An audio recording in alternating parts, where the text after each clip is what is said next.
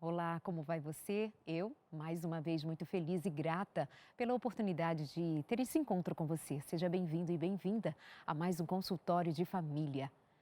Hoje nós vamos falar daquela relação muito próxima, marido e mulher.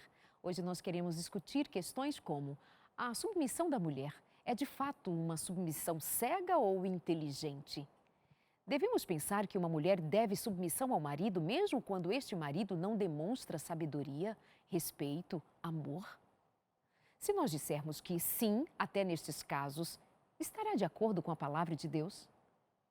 E se dissermos que não, estamos de acordo com a palavra de Deus? Porque a nossa vontade é aprender da palavra de Deus aquilo que de forma muito clara nos ensine a respeito de quem é Deus. Deus é amor. E muitas são as mulheres que dizem viver relações muito difíceis. E como se submeter? Como colocar a palavra de Deus numa balança e fazer com que se equilibre a realidade numa convivência muito difícil? Eu convido você a, neste nosso encontro, pensarmos melhor sobre o papel do marido, o papel da esposa. Marido e mulher, como eles podem dividir os seus papéis, ocupar as suas funções? Eu penso que pode ser um excelente programa, por isso eu conto com você. Vem aqui, fica com a gente. Durante todo o programa contamos com a sua participação. Pode falar com a gente, pode usar as redes sociais. Seja muito bem-vindo e bem-vinda. Conte a sua história, fique à vontade. Apresento para você os meus convidados. Pastor Denis Morgan já esteve em outros encontros aqui com a gente, mas já fazia um bom tempo. Bem-vindo, bom tê-lo outra vez. Muito obrigado pelo convite. É sempre uma bênção participar aqui com você, Darleide. Muito obrigada, pastor Denis Morgan, que está acompanhado da Elisângela Morgan, que é a sua esposa. Bem-vinda. Obrigada, Darleide. É um prazer estar mais uma vez aqui também. Obrigada. A Elisângela é cientista social e vem colaborar com a gente aqui também, além de estar em excelente companhia para falar de relacionamento, casamento, seu marido.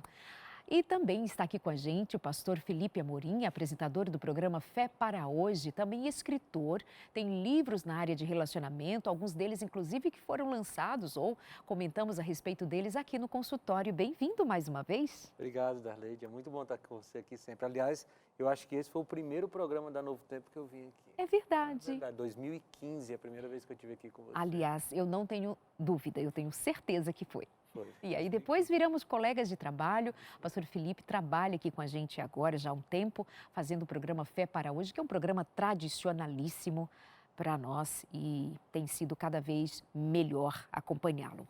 Bom, eu vou jogar para vocês uma questão que é básica, mas que também é muito recorrente enquanto dúvida. Por exemplo, o marido, quando ele não corresponde ao que se espera de um marido, como nós podemos considerar o fato de a mulher ser submissa a este marido? Digamos assim, é comum que se faça a seguinte pergunta: já que a Bíblia diz para a mulher ser submissa, então quer dizer que a esposa não deve ter vontade própria? A Bíblia claramente fala: mulheres, sujeitai-vos ao vosso marido. Efésios 5, 22. Pastor Morgan, o que dizer? Bom, a Bíblia deve ser estudada não com um único texto, mas uma visão geral no que outros textos falam sobre o assunto. Eu vou usar aqui uma palavra de Jesus, não no contexto de casamento, mas acho que se aplica nesse assunto. Jesus disse assim: nos reinos do mundo, os príncipes deles dominam uns sobre os outros. Jesus, falando aos discípulos, disse assim: com vocês não será assim, entre vocês não será assim. Não vai ser por dominação, vai ser por submissão, vai ser por um convívio mútuo, vai ser por aceitação, não por obrigação. Então, quando Paulo disse, mulheres sejam submissas, eu tenho total certeza que ele não tinha um conceito de dominação na cabeça, mas sim um conceito de aceitação. Mulheres, aceitem o que o seu esposo lhes propõe, desde que essas propostas de seu esposo estejam em conformidade com a vontade de Deus. Então, a Bíblia, de modo geral, não aceita a dominação. Interessante, que texto bom, né? Olha, eu queria abrir nesse texto que você citou aí, que é Efésios 5, 22. A gente às vezes estuda, como o pastor falou, textos isolados. A gente pega uma frase e cria uma teologia em cima de uma frase. É verdade. Mas se você olhar aí na sua Bíblia, talvez você esteja com a Bíblia aberta, Efésios 5, 22, na minha Bíblia está dividida aqui, tem um subtítulo, mas o texto não começa aqui. O texto, esse trecho começa no versículo anterior, no 21, que diz assim: sujeitem-se uns aos outros pelo temor a Cristo. Então, antes de dizer mulheres se sujeitem aos seus maridos, ele diz assim, ó, marido e mulher se sujeitem uns aos outros. Só que aí ele continua, e aí ele fala no mesmo contexto aqui que a mulher deve se sujeitar ao marido como ao Senhor. E mais na frente ele diz assim, marido, ame a sua mulher como Cristo amou a igreja. Então tem um padrão aqui, Darlene. O padrão é a relação de Cristo com a igreja. E aí eu já fiz esse estudo, especialmente pensando na minha esposa, porque eu sonho em um dia tratar minha esposa como Cristo tratou a igreja. Eu Que não consegui, coisa não. linda! Não cheguei lá ainda, estou longe, mas eu vou chegar. Mas se você olhar toda a Bíblia, tem uma palavra que pode definir essa relação de Cristo com a igreja. Porque realmente, em alguns momentos, Cristo trata de maneira diferente os diferentes. Mas tem uma coisa que perpassa toda a Bíblia, é liberdade. Deus nunca tratou a sua igreja com opressão.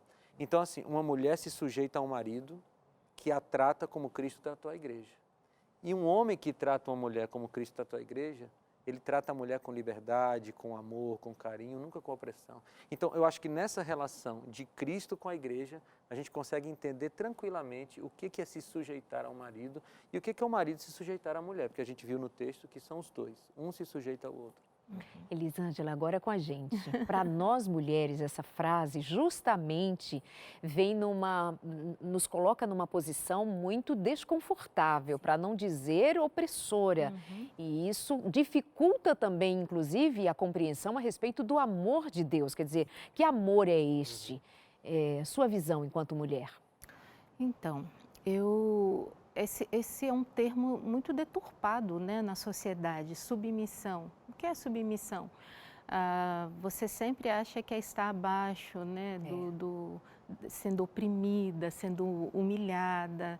E não é essa a ideia, né? Nós vivemos hoje socialmente, eu posso colocar na minha visão, né, de cientista social, esse é o contexto da nossa sociedade. Primeiro, a falta de conhecimento do termo. E depois, isso, às vezes, até dentro da igreja surge, né, essa falta desse conhecimento, de compreender o propósito de Deus. Nunca foi o plano de Deus que nós estivéssemos sobre o jugo do outro, né? Estar ao lado, né? É aprender. Eu gosto muito de um livro chamado As Filhas de Sara. E ali eu aprendi o que é submissão, eu fui compreender, porque mesmo como cristãs, nós temos uma dificuldade de entender. Então você me sugere, né, na sua fala mesmo, de que em algum momento você também tinha incompreensão a respeito do ser submissa. Sim. E você veio a aprender, ou seja, mesmo com a sua caminhada cristã, mesmo com toda a convivência com o texto bíblico, em algum momento é que você teve compreensão do que de fato é esta submissão no contexto de amor. Eu nasci num lar adventista, eu nasci num lar cristão.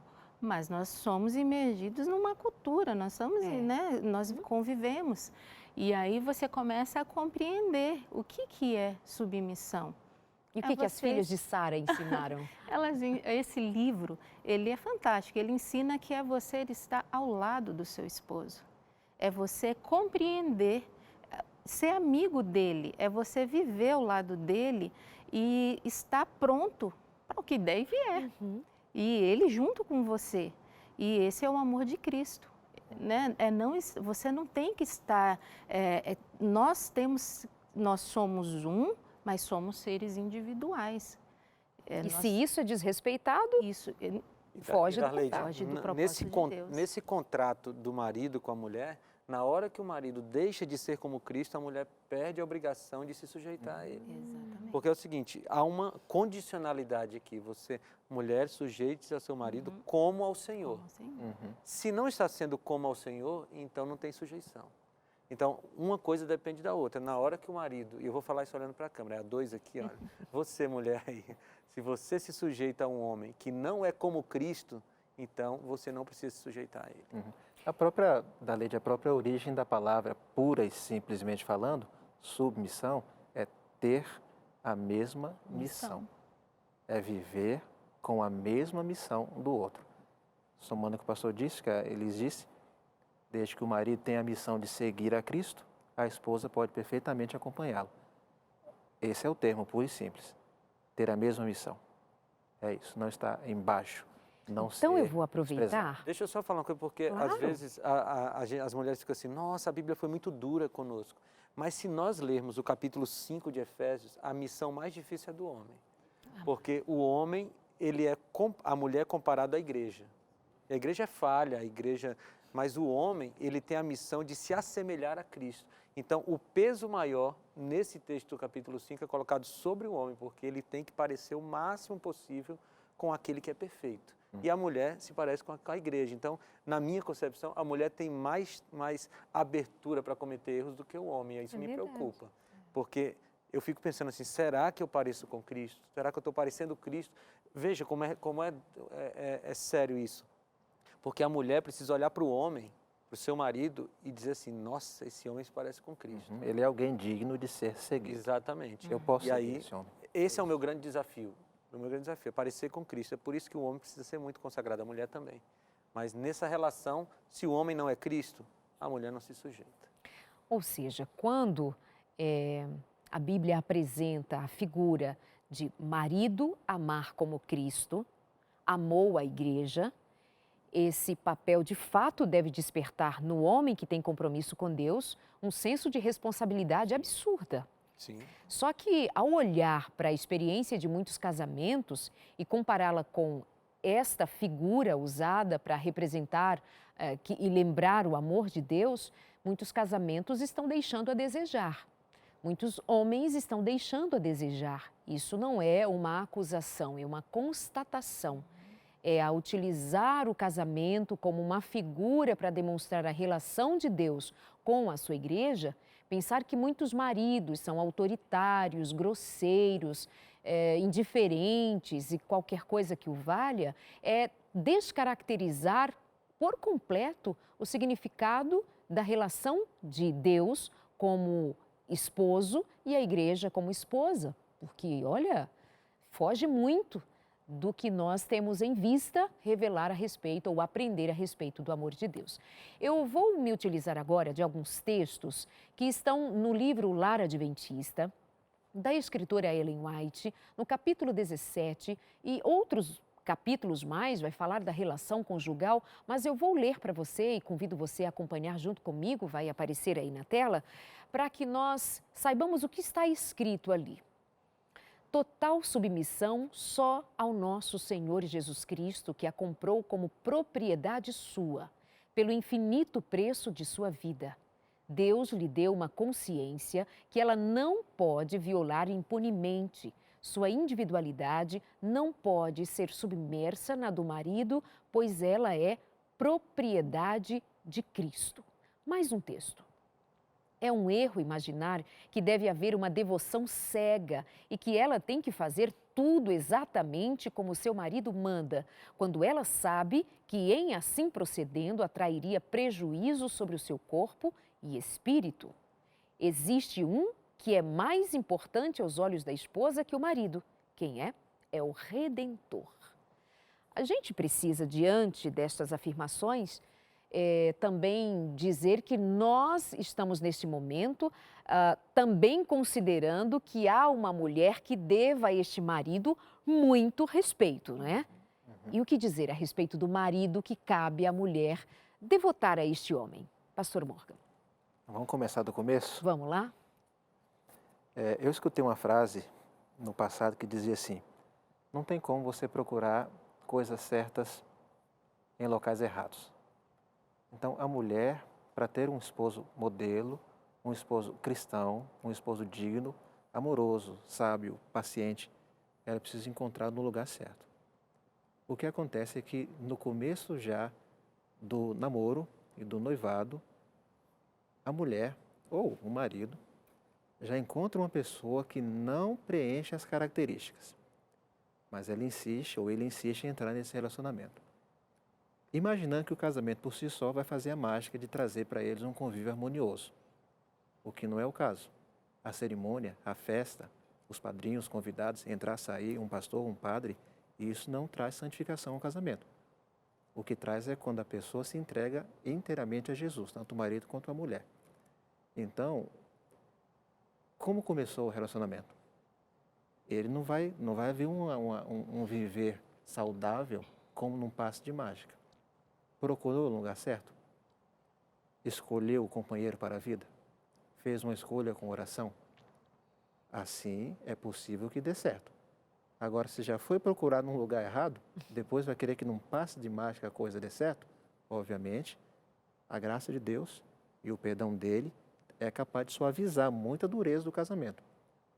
Mas aquilo que começa bem, que começa de joelhos, tem alta probabilidade de continuar dando certo. Então, para quem está vivendo agora um casamento conturbado, dá uma olhada em como começou. De repente não tenha começado tão bem. Ambos podem se ajoelhar, pedir perdão, podem recomeçar e pedir a graça de Deus, porque não é passe de mágica. Só se Jesus estiver dentro desse casamento é que ele vai trazer união aos dois. É isso mesmo, eu creio exatamente assim. Você também, Elis? Eu creio também, Darlege. A submissão é um aprendizado para nós como mulheres. Para nós entendermos, quando eu citei o livro As Filhas de Sara, ela conta a história, é óbvio, né, de Sara e de Abraão. E mostra, Abraão chega para ela, eu tenho uma missão, Deus me deu, vamos embora. Ela não questionou. E às vezes, como mulheres, nós somos muito questionadoras, né? Nós queremos impor as nossas ideias, né? E aí a relação fica conturbada também nessa situação. Você aceitar, às vezes, esse marido é um cristão, como o pastor colocou aqui, é uma pessoa e ainda enfrentam problemas de saber lidar ali com a submissão. A própria Sara teve os seus Seus momentos altos e de baixos, tomar né? iniciativas que não deveria ter tomado, né? Exatamente. E o que o Denis colocou aqui é o que nós mais encontramos hoje, mas não é motivo para desistir. Se o seu esposo tem essas características, também não te dá o direito ao divórcio, né? Mas dá talvez mais oração, mais oportunidade de orar e se aproximar mais de Deus. Não é um né? determinante Não para é um determinante, divórcio. a não ser por violência, abuso, né? Pelo adultério, Situações como a mais Bíblia, né? A extremas. Bíblia ela já deixa clara, né? Mas eu acho que é uma oportunidade para ambos, né? Aprenderem mais, para orar mais, buscar a Deus, porque um casamento ele é feito desse equilíbrio de oração.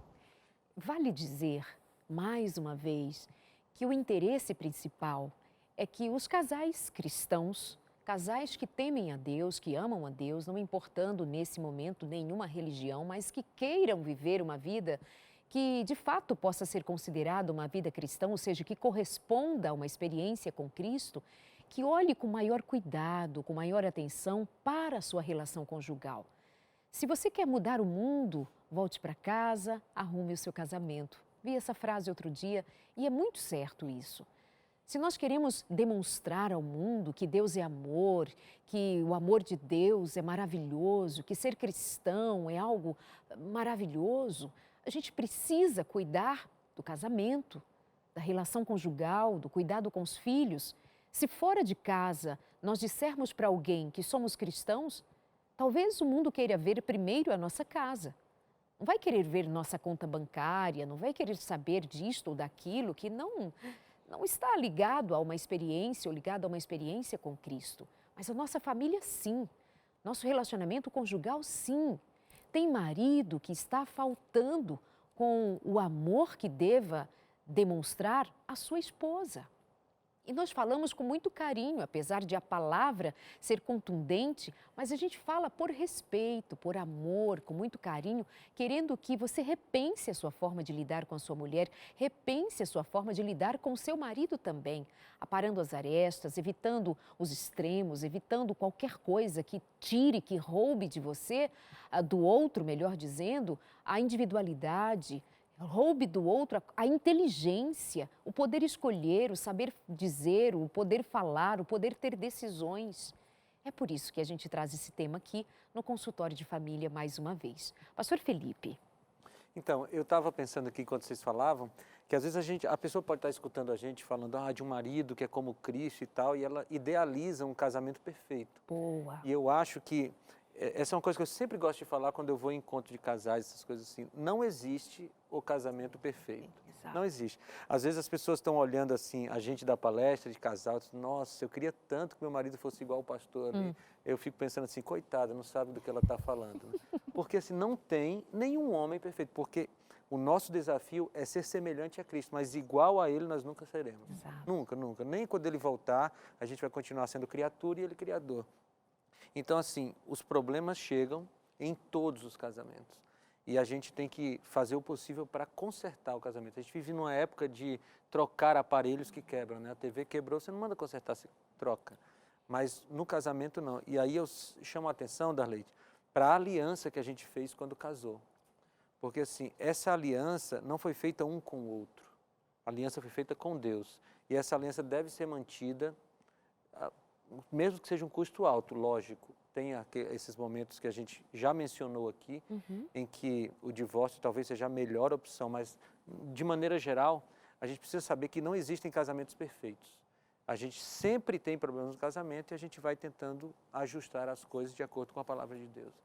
Porque o casamento é um aprendizado constante, né?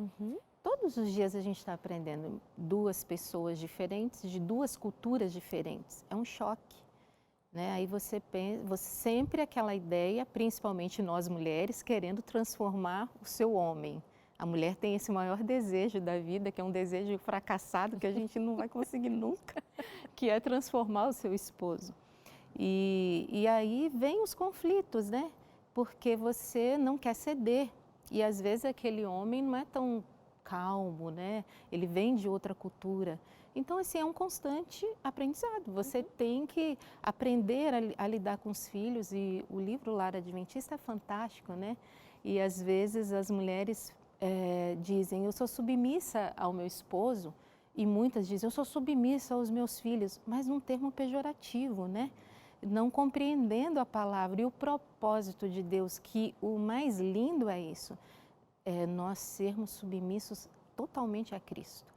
O homem e a mulher. Esse é o princípio. O princípio. Né? Quando ocorre, não tem como dar errado.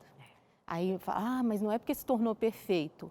Mas você começa a falar, mas ele ele está fazendo por tal motivo. Aí por amor, ele não é perfeito, eu não sou perfeita. E vamos embora até Jesus voltar, até alcançar a perfeição. É isso. Vamos a mais um texto extraído do livro Lar Adventista, da autora Ellen White. Joga aí. O marido deve ser como um salvador em sua família. Mantém-se ele em sua nobre varonilidade que Deus lhe deu, sempre procurando exaltar a esposa e os filhos. Cria em torno de si uma atmosfera pura e suave. Se não deseja cultivar tão assiduamente o amor de Jesus, tornando-o um princípio permanente em sua vida, como gostaria de firmar sua pretensão de autoridade? Que os maridos e pais estudem e procurem compreender as palavras de Cristo. Não unilateralmente, fazendo ressaltar apenas a sujeição da esposa ao marido, mas estude à luz da cruz do Calvário o que respeita a sua própria posição no círculo familiar. Maridos, amai vossa mulher como também Cristo amou a igreja e a si mesmo se entregou por ela, para santificar, purificando-a com a lavagem da água pela palavra. Efésios 5, 25 e 26. Jesus se entregou para morrer na cruz, a fim de que pela influência do Espírito Santo sejamos purificados.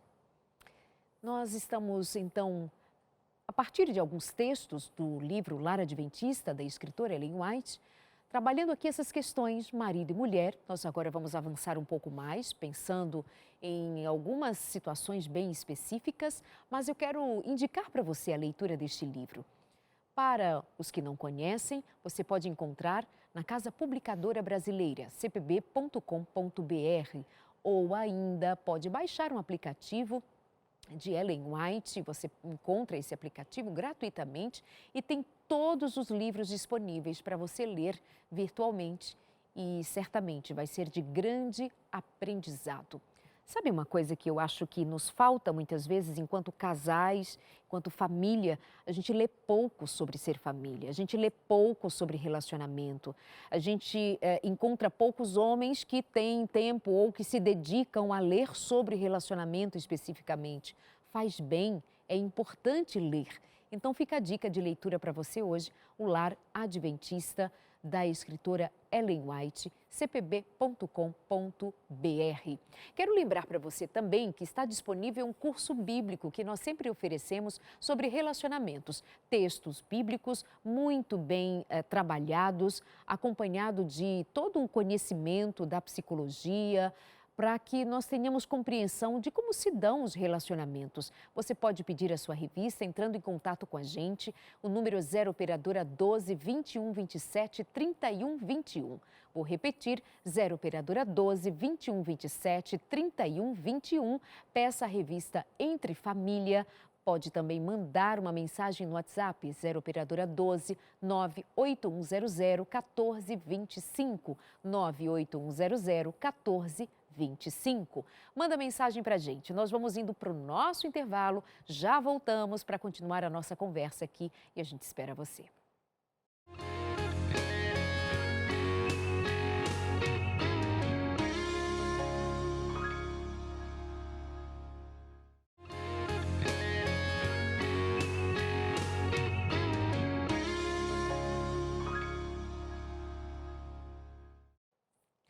As esposas se submetem, os maridos amam. Funciona? Como que funciona? Nós estamos hoje com alguns convidados muito queridos, pastor Denis Morgan, acompanhado da Elisângela Morgan. São casados há quantos anos? 19. E vamos completar 20 anos. Muito em Este ano, breve. 2020, 20 anos. Pais de 2 filhos, o Antônio de 12 anos. E a Ana Clara. E a Ana Clara de... Completa 14 na próxima semana. 14 anos, bonitos. E também está aqui com a gente o pastor Felipe Amorim, casado, pai de um filho. Casado há quantos anos? Casado há 11 anos. Pai de um filho. Pai do Daniel, 4 anos. 4 aninhos. 4 anos. Muito Tem bem. o Noah também, que é o nosso cachorro, que a gente considera filho também. Tá certo? Já está com a gente há 9 anos. Então. Eu vou falar aqui, porque senão depois eu tenho que prestar contas em casa. Cada uma. E nós estamos falando hoje de alguns ajustes que precisam ser feitos. Começamos falando a respeito dessa submissão tão alardeada, tão comentada, discutida, enfrentada, combatida, dita ser necessário que a mulher se submeta ao marido. E então nós conversamos a respeito de que tipo de marido, como assim me submeter ao marido? E se ele não corresponde à função ou ao lugar de marido de verdade, como a Bíblia nos fala a respeito? Mas vamos falar um pouquinho agora a respeito de esposas e maridos numa situação que eu considero muito necessária. Como é que a gente consegue buscar em Deus mudança para nós mesmos? Tem mulheres que são muito difíceis, Elisângela. Tem esposas que são muito difíceis. E, tem maridos que enfrentam dificuldades tremendas no relacionamento conjugal. Como é que nós, então, homens e mulheres, que precisamos ser mudados, transformados, espiritualmente falando, como é que pode se dar esse exercício da transformação? Em primeiro lugar, saber quem é Cristo. E ela ensina nesse livro, O Lar Adventista. A primeira coisa que nós temos que ensinar aos nossos filhos, mas ela diz, primeiramente nós devemos conhecer é quem é Jesus. Quando você aprende quem é Jesus, você compreende quem é o seu esposo e quem são seus filhos. E aí você sabe lidar com a situação, sabe lidar, conhecer o outro. E depois você tem que conhecer a si próprio. Quem sou eu? Será que eu estou fazendo de forma correta? Nós mulheres somos diferentes dos homens, temos as questões hormonais, temos e são expectativas também diferentes, propósitos diferentes. E quando você tem uma compreensão desse contexto, como você colocou, precisávamos ler mais, compreender, para não vivermos no discurso que a sociedade prega sobre submissão. Quando você entende isso, você começa a entender o verdadeiro significado e o propósito de Deus sobre o casamento. O casamento em si, a cerimônia, como o Denis colocou, aquela festa linda, como a gente vê hoje, é lindo. E os casais têm que zelar por essa festa, mas ela tem um outro propósito, é aquele voto que o pastor colocou. Eu votei, eu brinco sempre com o Denis, o nosso voto de casamento é o voto de Ruth, né, para Noemi. E às vezes eu brinco com ele, seu povo é meu povo, e o seu Deus é o meu Deus. E ele brinca comigo, seu povo é o meu povo. E eu levo a sério, porque quando eu digo o seu povo é o meu povo, a sua família é a minha família, e a minha família é a sua família. Então é ser racional, né? Você tem que ser racional, não é emoção. Também, mas o racional é o que vai fazer entender Então, como você se diz que comportar como é mulher. importante o autoconhecimento, o conhecimento a respeito do outro, no que diz respeito às emoções, os sentimentos, o funcionamento do ser humano. Isso é absolutamente E necessário. Darleide, a figura de Cristo é tão central que o efeito que causa em nós dessa proximidade com Cristo é saber quem nós somos. É mais ou menos assim, ó, quando você está muito distante de Cristo, você começa a se comparar com as outras pessoas. E aí eu olho para o marido da vizinha e digo assim, olha, eu sou muito bom, porque olha o que aquele cara faz e eu não faço. Mas quando eu me comparo com o marido da igreja, que é Cristo, eu começo a dizer assim, puxa, eu estou muito longe ainda. Preciso me esforçar. Então, assim, quanto mais próximos de Cristo nós estamos, mais nós percebemos quem nós somos e onde nós ainda não chegamos. E aí você falou de mulheres difíceis, eu não vou falar de mulheres difíceis, eu vou falar de pessoas difíceis para evitar qualquer tipo de problema. É verdade. Não é o seu lugar de fala. Não é o meu lugar de fala. Mas quem são as pessoas difíceis? Todas as pessoas que estão longe de Cristo. Verdade. Porque quanto mais perto dele nós estamos, não é, Denis? A gente consegue identificar onde nós precisamos melhorar e a gente consegue receber dele a humildade suficiente para admitir essa falha nossa. Então, a figura de Cristo é central. A gente vai passar o programa todo falando isso, porque essa é a vida cristã. Sim. É Cristo. A gente tem que se aproximar dele para a gente poder identificar quem nós somos e não somos e onde a gente precisa chegar. E se aproximar de Cristo não é religião, não é igreja, não é fazer as coisas da igreja. Religião com Cristo é diferente, né, pastor? Diferente, é relacionamento, é conhecê-lo, é orar a Ele, é conversar com Ele, é ter uma vida com Ele, é estar ligado com Ele todas as horas do dia. O que não é fácil, porque distrações aparecem a todo momento. Mas estar ligado com Jesus é conhecê-lo de perto. Nós estamos agora na fase das receitas, né? Receitas para fazer dar certo. São inúmeras receitas. Uma delas é romper os padrões, né? Mulheres agressivas ou homens agressivos, abusivos, comportamentos irritadiços. Possivelmente tenham herdado isso do padrão da família. Ah, meu pai fazia assim, minha mãe fazia assim, então eu trago isso para o novo relacionamento, trago isso para o casamento. É preciso ter sabedoria para romper esse padrão. Ter sabedoria, isso também é uma receita, né? Sabedoria é colocar o conhecimento em... A gente sabe, que os casais estão nos ouvindo, assistindo agora, eles sabem de um monte de coisas que estamos falando aqui, mas e aplicar o que sabem? Isso é sabedoria. Tiago disse assim, São Tiago, se alguém tem falta de sabedoria, peça a Deus. Então, receitinhas. Fala com Deus. Não está conseguindo se dominar, se controlar, é agressivo, está fazendo mal ao casamento, se humilha. Fala com Deus, pede, Senhor, eu preciso, me ajuda. Eu quero mudar, eu quero ser diferente. Deus não vai deixar de ouvir uma oração dessa. Ele quer fazer. Deus tem interesse em fazer o casamento dar certo. Mas tem que ter autoanálise e tem que pedir a Deus, tem que clamar, tem que se humilhar diante dele. Às vezes você precisa de um profissional para te ajudar também, porque eu sempre tenho esse cuidado, quando eu estou falando de casamento, desse ponto de vista da religião, do cristianismo, e eu nunca deixo de falar desse ponto de vista porque eu acredito nele, mas às vezes a gente pensa assim, poxa, eu vou me ajoelhar e vou passar ali um tempo em oração e quando eu me levantar está tudo diferente. E às vezes a gente precisa buscar alguém que ajude. Depois que o pecado entrou no mundo, Deus capacitou profissionais para nos ajudar. Então eu estou falando exatamente que a gente precisa orar, a gente precisa estudar a Bíblia, se aproximar de Cristo e às vezes a gente precisa procurar um psicólogo também, que vai nos ajudar nesse caminho. E não tem nenhum tipo de demérito você procurar um profissional. Então, se identifica, e aí, pastor, a gente A gente precisa ser humilde para dizer, olha, eu preciso de um psicólogo. Eu preciso de um profissional que vai me ajudar nessa caminhada. É multidisciplinar.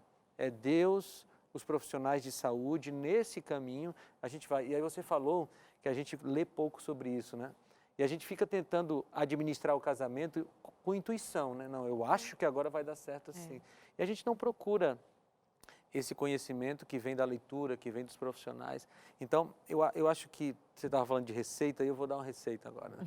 É você tentar organizar as suas emoções, e se precisa de um profissional, vai atrás dele, e organizar o seu relacionamento com Deus. Nesse conjunto, as coisas vão melhorando.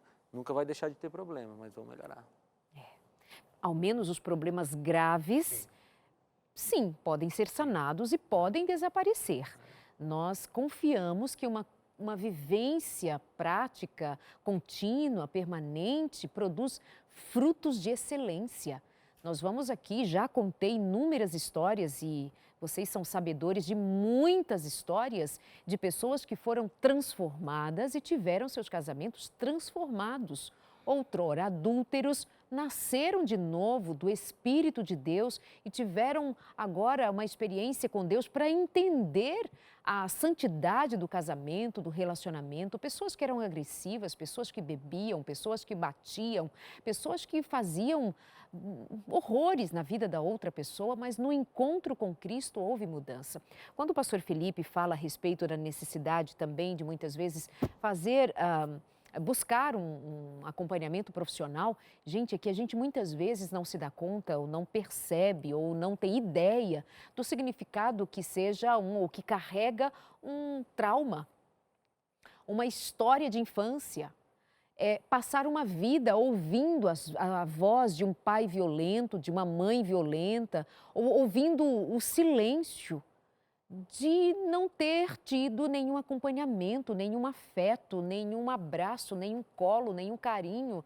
E você pode ter casado com uma pessoa que teve uma vida destruída no passado e por mais que ele ame, e por mais que ele queira, ou por mais que ela queira, tem desajustes emocionais importantes, tem necessidades emocionais importantes que precisam ser consideradas, assim como nós estamos pedindo a você que considere especialmente também buscar a companhia de Cristo, buscar o Espírito de Cristo. É verdade, pastores, é verdade, Elisângela, que o Espírito de Cristo, o Espírito Santo, muda a mente da gente, muda o coração da gente. Isso é verdade? Está muito claro na palavra de Deus, não é? Muito claro, desde o Antigo, no Novo Testamento.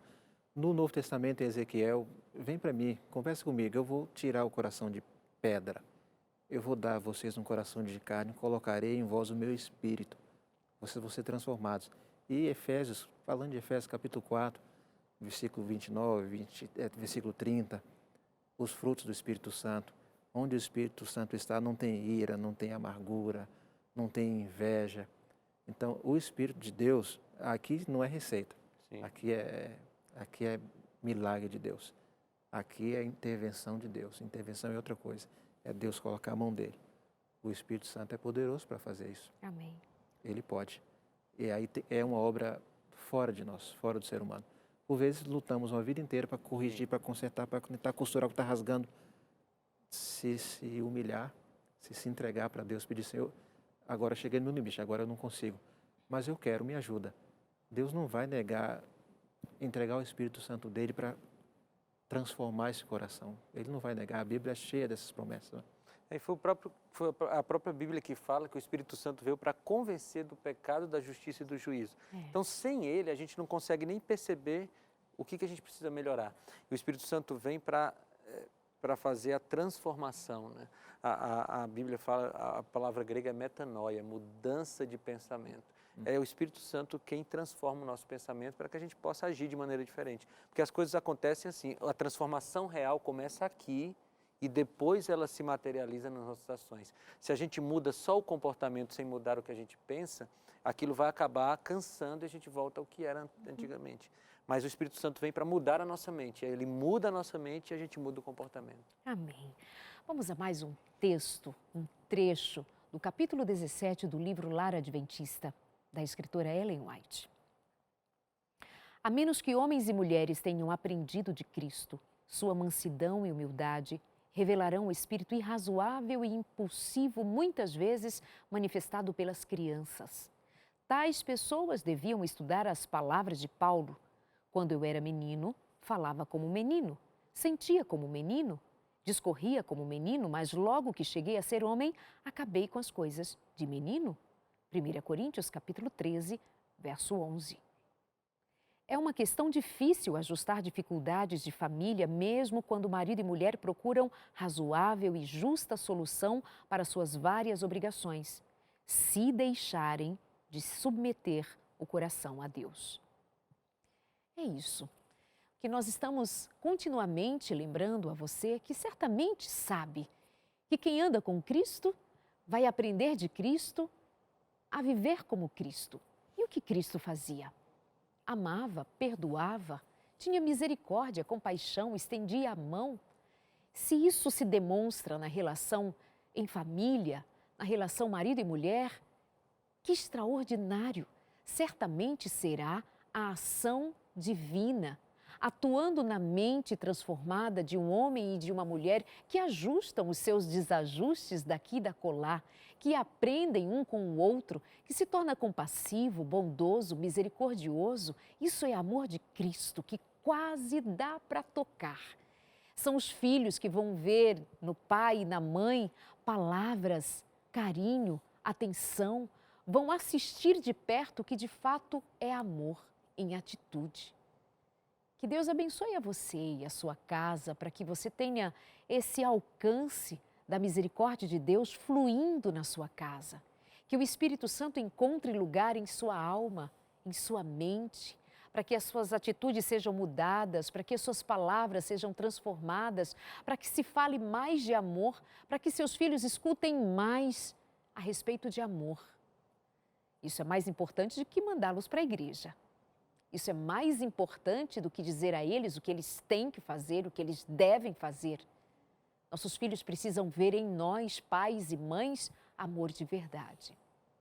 Mas se cairmos, se errarmos, contamos com Deus, porque erramos de fato, somos humanos, carregamos nossos traumas, nossas lutas, nossas dificuldades, uma personalidade, outra diferente, e eles convivem debaixo do mesmo teto. Não é nada fácil. Precisa estudar, precisa ler, precisa querer, ter força de vontade, insistir, pedir perdão, pedir desculpas. Me perdoa, errei de novo. Mas sabe o que nos impede muitas vezes de sermos felizes? É o maldito do orgulho. Temos um orgulho danado, não damos o braço a torcer, dizemos para o outro, que me importa, vale mais o meu querer. Até rimou, não é? Mas é que é verdade mesmo. Nosso orgulho está aí. Eu sei que tem muita gente acompanhando esse programa que sabe que pisou na bola, não, errou feio. Mas não pede perdão, não vou abrir mão, vou dar o braço a torcer, por quê?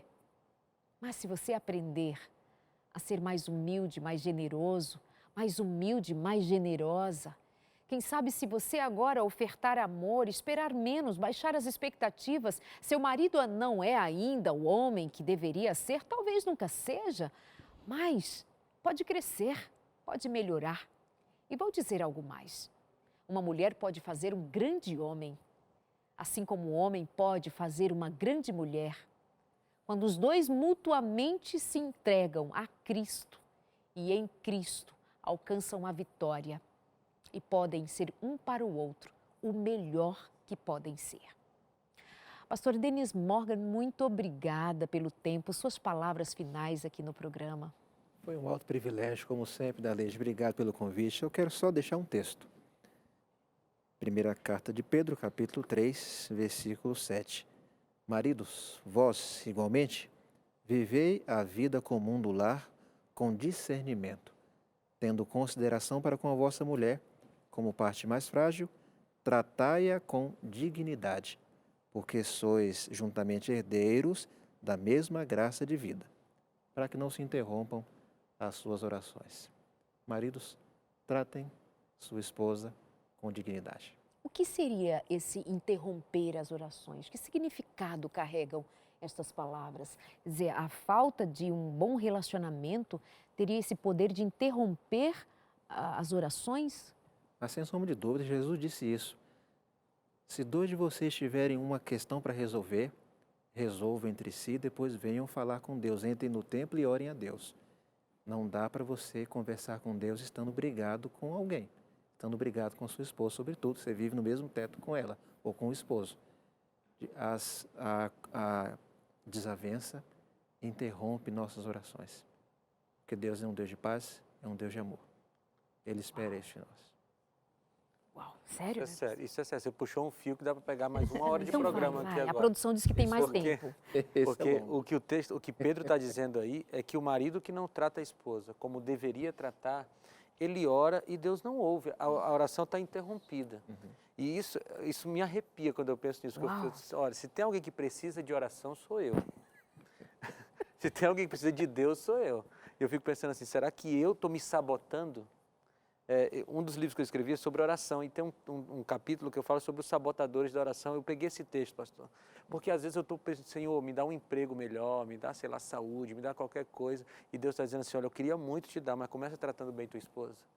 Então, às vezes a gente trata mal a esposa e vai para a igreja orar com a cara de santo, e Deus sabe quem nós somos, né? Então, a gente começa, como você falou, começa em casa, tratando bem a esposa e os filhos, e aí a nossa relação com Deus, nossas orações podem ser ouvidas. Elisângela. Bom, minhas últimas palavras são para as mulheres. Meu tema de pesquisa, né, Dani? O divórcio hoje, no Brasil, a maior parte, eu não lembro os dados ao certo, mas chega por volta de 70% são pedidos pelas mulheres. Nós chamamos na sociologia de divórcio cor-de-rosa. E isso é preocupante. O que está acontecendo de errado? E nós culpamos às vezes os homens. Mas advogados fizeram uma pesquisa e eles chegaram à seguinte conclusão: essas mulheres que pedem o divórcio, em menos de um ano elas se arrependem. Porque elas entram às vezes em outra relação e elas olham e falam assim, mas ele é a mesma coisa. E ela vai passar por vários relacionamentos e ele vai ser a mesma coisa. Porque nós precisamos conhecer quem é Cristo, eu volto às mesmas palavras, para nós conhecermos quem somos nós. Não peça divórcio, aprenda a compreender quem é seu esposo. Converse com ele, ore com ele. Se ele não é um homem que tem um temor de Deus, mas a Bíblia diz que ele é abençoado por suas orações. Os homens são abençoados, as mulheres são abençoadas pelo cônjuge. Olha a importância que tem no relacionamento, né? E vem um arrependimento, porque nós não somos perfeitos. Nós estamos nesse mundo caindo e levantando e sempre aprendendo. Então, minha voz, né, as minhas palavras são para as mulheres, para que elas compreendam, porque submissão está muito ligada à humilhação e ninguém quer se humilhar. Sendo que Cristo veio a essa terra e se humilhou. Só em pisar aqui já foi uma humilhação, um ser santo. E dar sua vida por nós, pecadores, é humilhação. Por que então a gente não pode insistir num relacionamento se humilhando perante Deus e se humilhando ao esposo no temor de Deus? Então, minhas palavras são para as mulheres, porque vivemos num mundo que traz um discurso diferente. Seja diferente. Para você ser feliz, você não precisa de um homem. E nós não aprendemos a viver no casamento. Nós não fomos ensinados pelos nossos pais. E às vezes, como pais, nós pecamos em não ensinar também aos filhos o valor de um matrimônio. E eu me surpreendi esses dias que a nossa filha falou assim, mãe, eu gostaria de casar com o papai. Que graça! Eu gostaria. E eu fiquei pensando assim, que responsabilidade. Por quê? Porque o caráter de uma mulher, de uma mãe, ninguém constrói, mas o do pai quem constrói é a mãe. Isso é a psicologia que nos ensina, né? E nós vivemos isso na realidade, na prática em casa. Então, mulheres, vocês têm perante Deus uma responsabilidade muito grande dentro de um matrimônio. O esposo tem, ao ponto das orações não serem ouvidas, mas as esposas têm em trazer essa estrutura para casa. Ou seja, Tenha mais cuidado com o seu casamento, né? Tenha mais cuidado com o seu marido, cuidado para não se submeter também a vozes estranhas que trazem conceitos estranhos. Quero crer que você acompanhou o programa e compreende com clareza o que a Elisângela está dizendo agora a respeito desta humilhação. Primeiro diante do Senhor, buscando santidade, buscando misericórdia, buscando sabedoria. Outro aspecto citado pelo pastor Tênis, a sabedoria para saber como lidar com as diferenças, com as dificuldades. Para que você de fato tenha essa compreensão, precisa conhecer mais justamente a respeito de quem? De Cristo. Pastor Felipe. Então, eu quero deixar um texto bíblico para encerrar aqui minhas palavras, do capítulo 5 de Efésios, que eu gosto demais, é o último versículo 33, diz assim: portanto, cada um de vocês também ame a sua mulher como a você mesmo, e a mulher trate o marido com todo respeito. Então, esses dois elementos, o homem ama, a mulher respeita e a felicidade aí. É isso. Muito obrigada, queridos. Eu amei. Amei ouvi-los e amo sempre ficar com você e estar na sua companhia. Espero que esse programa, mais uma vez, tenha sido uma oportunidade para você pensar melhor a respeito do seu relacionamento, apesar de quem somos, apesar do que nós carregamos, apesar de nós, somos nós também agentes de mudança e de transformação. Somos nós quem podemos fazer acontecer, ver de fato o resultado do nosso esforço para um relacionamento dar certo. Queridos, relacionamento exige trabalho, dá trabalho, é suor, é dedicação, é paciência. Não é de um dia para o outro. Eu tenho 26 anos, 27 anos de casada, faço agora 27 anos de casada. Posso olhar para trás e em muitos momentos pensar, meu Deus, o que foi que eu fiz? Mas posso também olhar para trás e poder dizer quanta coisa aprendi. Aprendi com meu marido, ele aprendeu comigo, nós vamos nos fazendo um ao outro, nós vamos crescendo juntos, rumo ao encontro com Jesus Cristo. Eu quero encerrar com mais um texto. Quando os maridos exigem completa sujeição de suas esposas, declarando que a mulher não tem voz ativa ou vontade na família, mas deve mostrar inteira submissão, estão colocando suas esposas numa posição contrária à Escritura. Interpretando desta forma a Escritura, violam o plano do casamento. Essa interpretação é utilizada simplesmente para que possam exercer governo autoritário que não é a sua prerrogativa. Mas está escrito em Efésios, capítulo 5, 25. Maridos, amai vossa mulher, como também Cristo amou a igreja e a si mesmo se entregou por ela.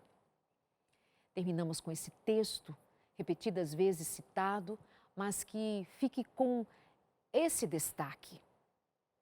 Essa relação marido e mulher tem como referência direta Jesus e nós enquanto igreja. Portanto, é algo muito mais sublime do que um casamento segundo a sociedade enxerga. Considere o seu casamento como algo que pode ser de tão grande valor que possa ser comparado a um pedacinho do céu. Quando nós vamos, à medida que nos envolvemos com Cristo, que estamos em Cristo, o Espírito Santo vai mudando o nosso coração e nós vamos então vendo os frutos de um relacionamento direto do céu com a minha casa, comigo, com meu marido, com filhos. Que os frutos do Espírito Santo sejam vistos. Paz, longanimidade, bondade, amor, mansidão, domínio próprio, tem vontade de falar, está com muita raiva, clama ao Espírito Santo para que ele te dê domínio próprio e não saia da sua boca palavra nenhuma das quais você depois venha se arrepender. Palavras que ofendam, palavras que machuquem, palavras que destruam. Lembre-se, a simbologia de Cristo e a igreja é o casamento, marido e mulher. Isso é tremendo e isso não se compara com nenhuma outra relação, é a relação de Cristo com a igreja. Considere, portanto, buscar o Espírito de Cristo para que os frutos do Espírito sejam vistos no seu relacionamento. Está faltando amor? Quantos casamentos dizem, o amor acabou? Por por acaso o amor de Cristo por nós acabou e o poder do Espírito acabou? Ah, não tenho paciência, já não tenho mais paciência, não sei mais o que fazer. O Espírito Santo dá o fruto da paciência, dá o fruto da sabedoria para saber exatamente o que, como e quando fazer. Busque a Deus, busque o Espírito, ore mais, leia a palavra, submeta-se ao Senhor, tenha paz, seja feliz, que Deus te abençoe e até o próximo programa, o nosso consultório de família. Um abraço e até lá.